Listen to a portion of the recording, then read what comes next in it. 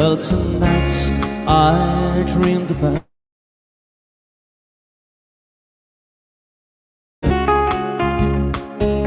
I'll go back as a boy.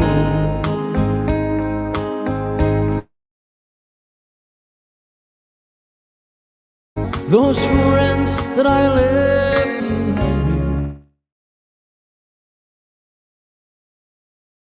my city, Londonderry.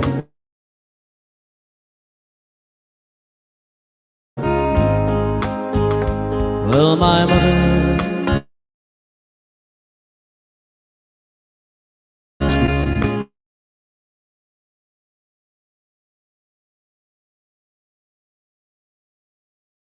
things that are going on.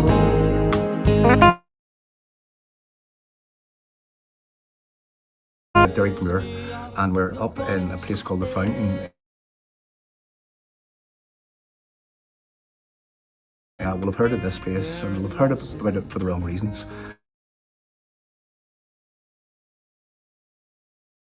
That exists within the United Kingdom at the minute is the mural with the title Under Siege. Now, this is a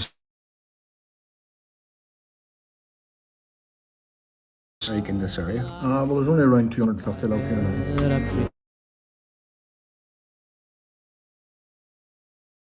I am dreaming of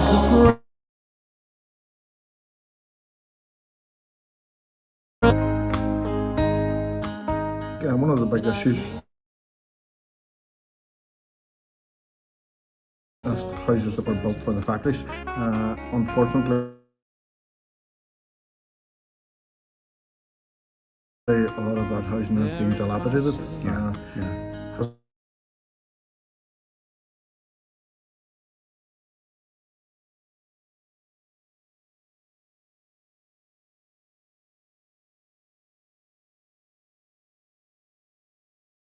Encourage families back, but you know, some of the recent issues and stuff like that there haven't really helped us that much. So one of the big problems we've had is I think governments have, for the last 50 years, have said the fountain's going to die out and they're not investing in it, and they haven't invested in it. A lot of promises but nothing else, and the area has been allowed to decline.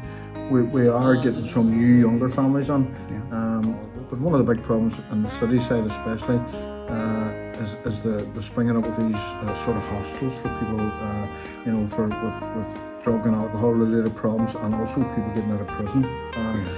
And that's really around this city centre area where we are.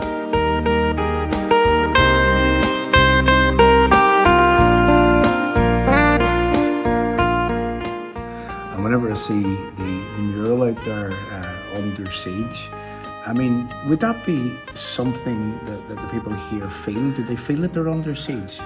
Look, it's there. It's like Free Derry Corner. It was there when I was 10 years of age. It wasn't there. It was on the side of the building we're actually sitting on now. On the corner there. It's a way that the area has felt from the early part of the Troubles. Without doubt, that's why it appeared. But no, there is times that you do feel like the last outpost here.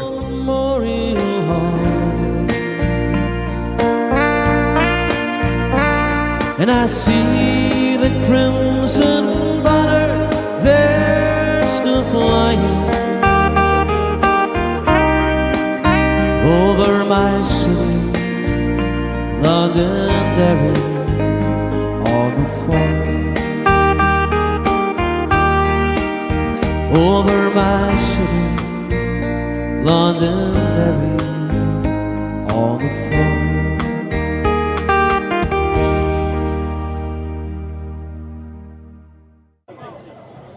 The crowds are gathering here, and there's the horse. There's the horse coming down with the man in period dress. And the bonfire's in the background.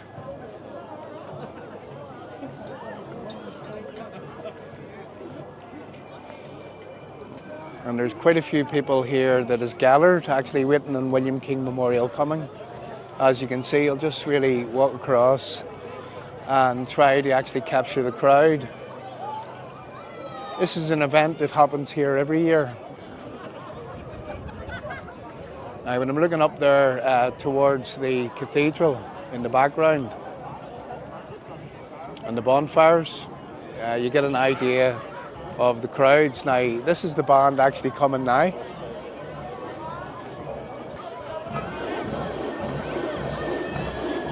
This band, William King Memorial, I believe, along with other bands around Northern Ireland, is one of the finest bands that actually exists.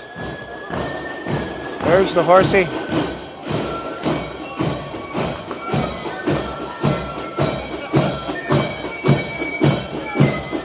What a sight.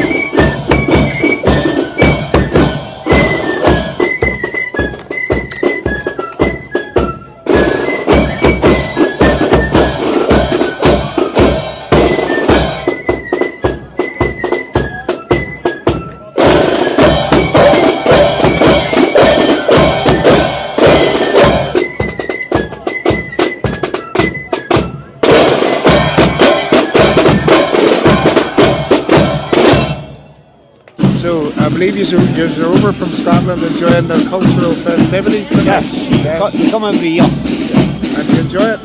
Love it, love it. It's a great atmosphere. The camaraderie, the people here. It's friendly as. There's never any trouble, never any end. It's just great to be here. Great weekend. That's great. And your good lady tells me that you follow through podcasts, yeah? Yes, definitely. Always good to see. And we'll keep following. Thanks very much. You're Really, welcome. really nice to meet you. And sure, Yes, you too. out and about tomorrow, I'll maybe Yes, catch up I'll with see you you again. tomorrow. Yes, Thank definitely. You. Thank you. You're Bye-bye. welcome.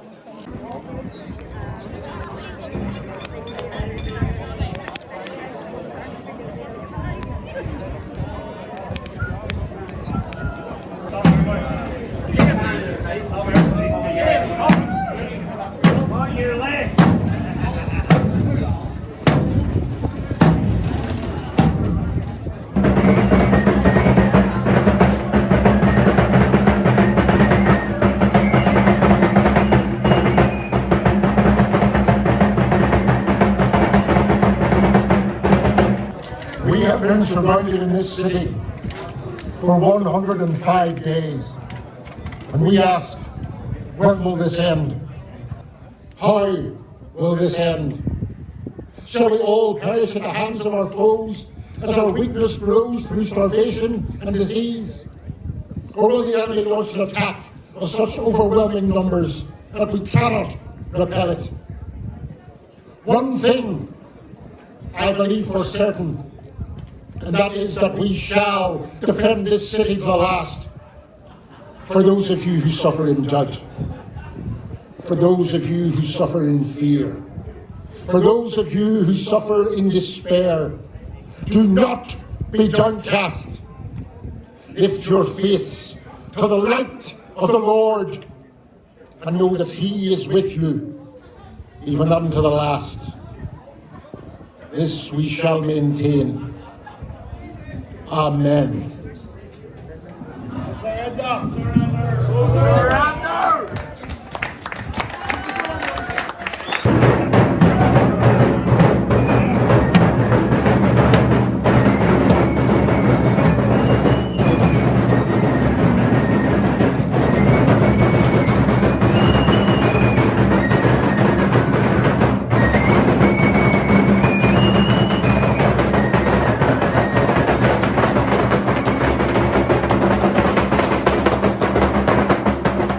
I always liked William King Memorial, the band, but I didn't quite know, Derek, what the band was all about and who William King was.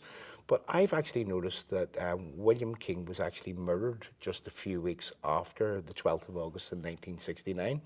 Derek, could I just start by asking you about the band? Tell us about the band. I mean, the band belongs to this area, the membership of the band, and the reason for the naming of the band. Yeah, well, as you say, in 1969, in September of that year, William King lived here in the area. His son went to the technical college, which is down on the Strand Road, which probably, so nearly through the Bogside. And there was issues in the town. There were gangs roaming around.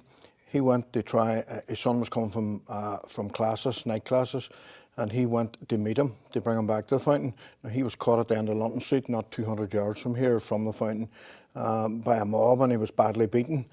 And subsequent to that, he died from that. He died from that beating. So a few years later, in the early 1970s, as you're probably well aware, there was major issues around the Troubles area here. This area here, we were basically hemmed in. Hemmed into the area. So, and at that time, a few of the older boys, they were decided. There were a lot of bands forming at that time because there were a lot of areas was sort of similar, and a lot of bands were protest bands, and we would have been the same ourselves, protesting about what was going on. So the band was being formed, and they decided that they would ask the King family. Now, originally, the William King name was going to be, his son-in-law was actually trying to start a pipe band, but it never got off the ground. So they went and asked the King family, and the King family said they would be happy enough, and the band was named after William at that time.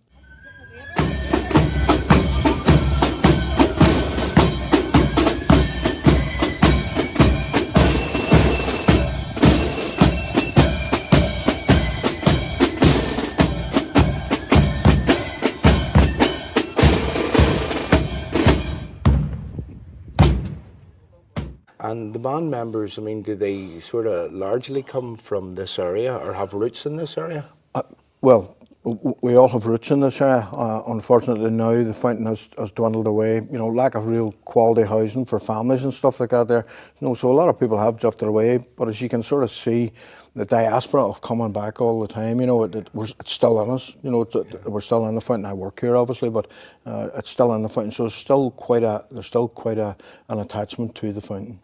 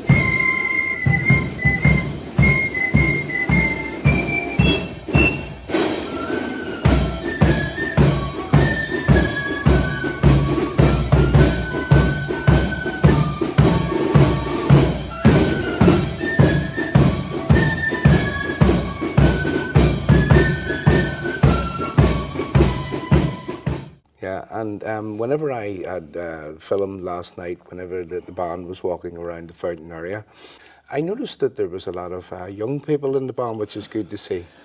Well, I think it's one of the nights of the year where people can bring their children and all to have a bit of play and you know, just to maybe, you know, they try and encourage they try and encourage a new generation, because the one big problem about naming a band after a person from the area who still has family, it's a huge responsibility. You know, you have that responsibility of you know, of your behaviour, of how it works. You know, you don't want to bring anybody's memory into disrepute and stuff. And then it's the keeping going, you know, and the keeping that alive. And the band, in fairness, and the King family, you know, the Stewart King, who I spoke about, who William went to get that night at the Tech, he's still a huge part of the band, you know, in huge contact with the band and his family, you know, and they come across every year or so and, you know, meet up.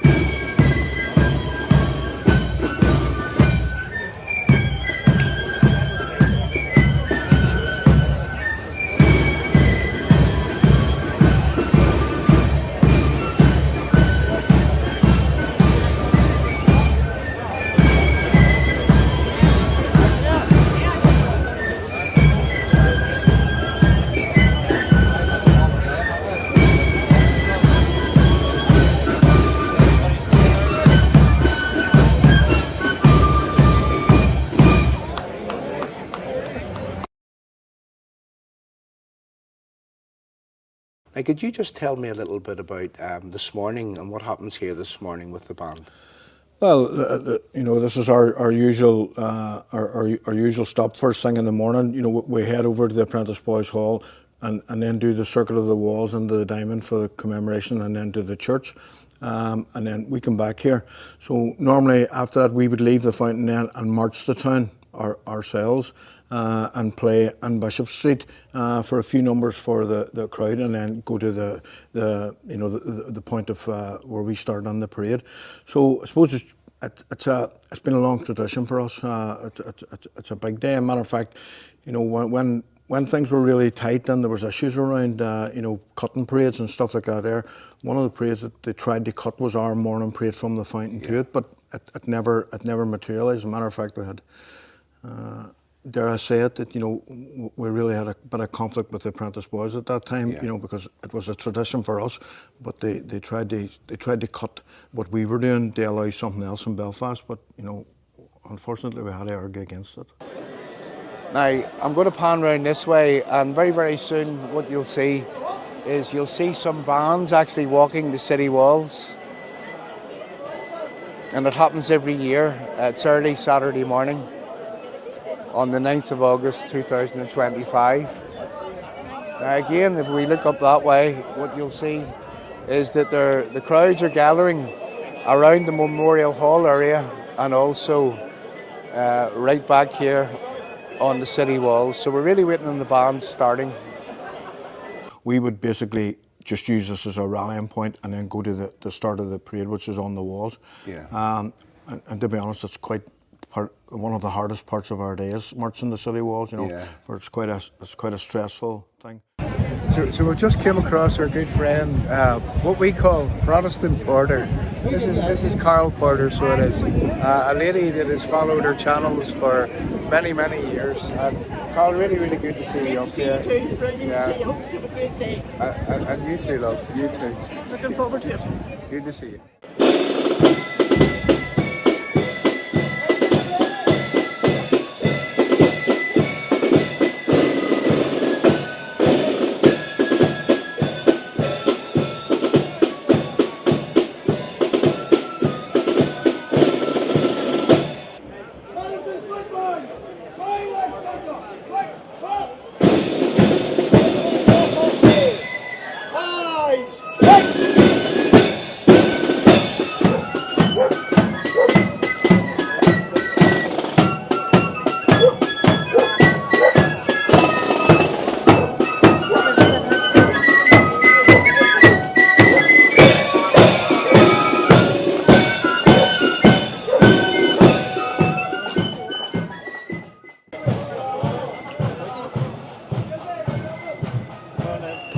Always lost your blogs. How you doing?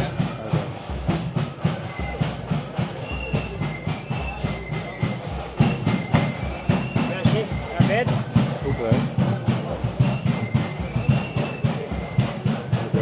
How you doing?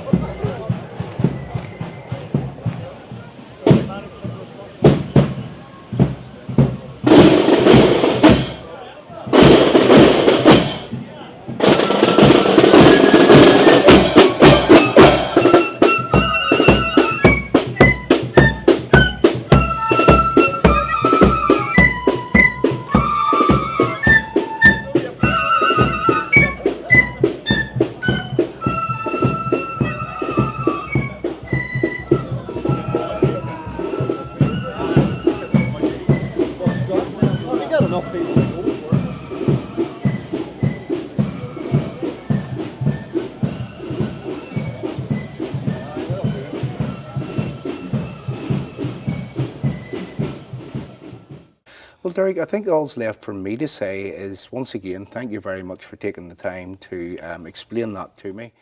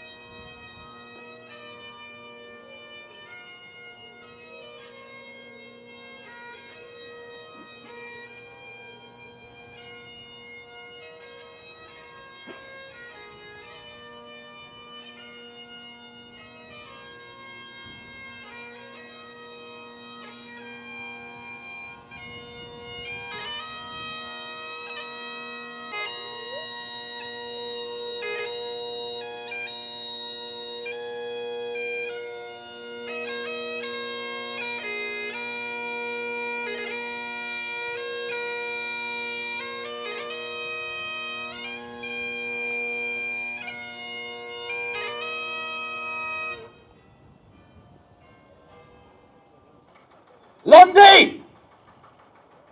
Lundy! Oh, Kirkleberry! I thought I heard someone calling out to me there, but then I just dismissed it as the wind blowing through the trees. Trees? Trees, walls, whatever. Oh, the only thing whistling anywhere might be the shot through your body. Oh, come, Kirkleberry, there's no need to be so hasty. Hasty? Hasty, he says. There could be nothing hastier, Governor Lundy, than your retreats from the battles you have fought in the defence of this city. What should I do with them, my fine and loyal friends? No, but I am a gentleman. A gentleman? You're nothing but a Lundy. The gates were closed, and the treacherous Governor Lundy had been expelled. Captain Henry Baker and Reverend George Walker assumed joint governorship of the city. Open the gates for your king. You are no king of ours, James. We don't want you. We will die here before we are ruled by you. Get back to Dublin. I am a fair ruler and will still grant mercy even now to those who surrender and kneel before me. Well, I won't bow before you. I am God's anointed. Not to me. It's you who is the traitor. I will have this city and the hide of every traitor in it. Rosen, destroy them! No surrender! They built a boom across the river, and with the Jacobite army on the other three sides with their cannon, the defenders of this city were hemmed in, and so the siege began in earnest. French General Rosen, a man known for his cruelty, sent his troops out into the surrounding hinterlands to round up all the Protestants he could find and drive them back towards this city, where they would either be granted access or die at its gates. This city, which had a population of 2,000 at the commencement of the siege, held 30,000 as Protestants from across the country fled to Londonderry, seeking refuge in her stout walls. But this only led to supplies dwindling within the city. On the 30th of July, Governor Walker addressed the citizens, offering them one last crumb of hope in what seemed to be the most desperate of situations. We have been surrounded in this city for 105 days, and we ask, when will this end? When will the suffering of the beleaguered population of this city be lifted? For those of you who suffer in doubt, for those of you who suffer in fear, for those of you who suffer in despair, do not be downcast. Lift your face to the light of the Lord and know that he is with you even unto the last. This we shall maintain. Amen. Ships on the foil! Ships on the foil! Prepare to fire upon the enemy! Draw them to your position! It's the Mountjoy! She's running at the boom! Fire!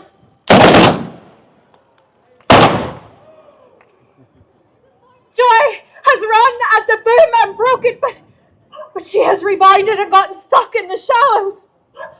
But look, the Dartmouth and the Phoenix are running for the gap in the boom. Perhaps our salvation is at hand. Prepare to fire again! Give these men on the banks a fighting chance! Prepare! Prepare! Hold your fire! Ready! Fire! The Mountjoy, in firing her cannon, has refloated herself, and now she sails hard for this city. Salvation is at hand. The boom is burst. The siege is over. It was the brave, swift action of those apprentice boys that secured not only Londonderry, but England, Scotland, and Ireland. Remember them with pride, and remember their watch cry, "No surrender!"